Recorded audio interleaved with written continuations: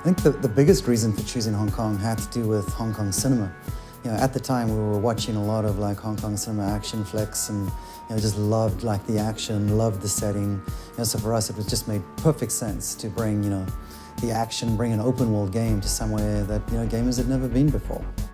Got this meshing of cultures. You've got the Eastern culture and the Western culture. The Western culture being the British involvement in Hong Kong, and how those two cultures have sort of been fused together over the past century and a half. It has really shaped that city. You have the crazy extremes and the crazy characters just there for your enjoyment. Watching movies, we all love watching action movies, but that wasn't enough. And reading books, and there are lots of them about the cops' relationship with the triads, that wasn't enough.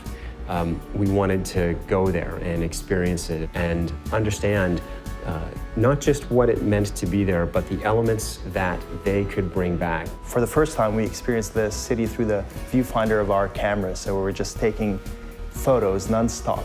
There are parts of the city where it felt like you were just walking in a canyon of signage, you know what I mean? And then from there, the following day, you go to a different part of the city where it feels vast and open and modern. And you're seeing a building that's over 100 stories tall, and next to it, there's a tiny little temple.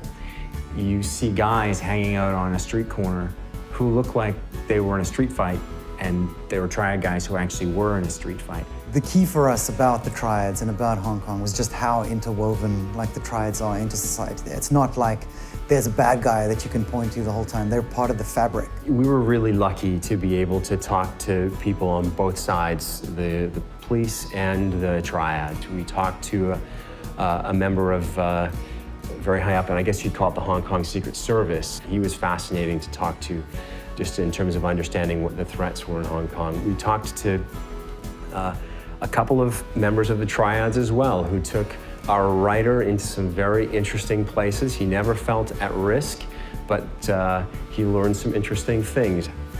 We heard a story when we were there with one of our contacts driving around the city. He told us about a particular entertainment figure who, during his program, had said some rather nasty things about one of the local triad leaders, and that this guy was chopped.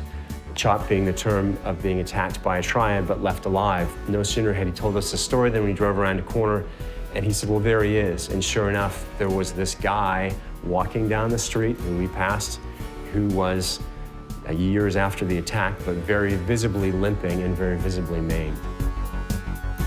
Hong Kong has such a kind of chaotic and multi-layered architectural approach to it, which allowed us to do many new things with the way the player traverses the environment. We've basically taken the essence of the city, the essence of the lifestyle, and designed all of our gameplay mechanics around that so that we can basically embrace the culture, but also create an experience where players will actually feel like a, gangster. Hong Kong is an island, and what we did was create an island with 4 separate neighborhoods. North Point, which is where you start the game, which is more reminiscent of Kowloon. Central Hong Kong, very famous skyline. Kennedy Town, built on the side of one of the hills in Hong Kong, more of an affluent neighborhood. And then Aberdeen Harbor, around the back of the island. The traffic is on the left-hand side of the street.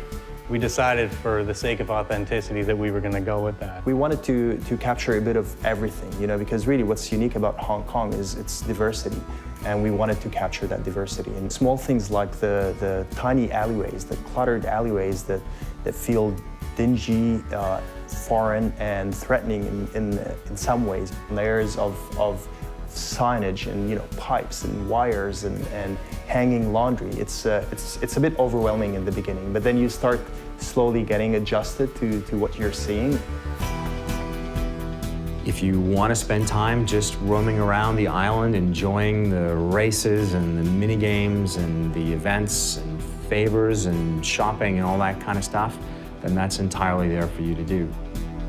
The final result is a city that feels authentic, but at the same time, it's fun to explore and to experience.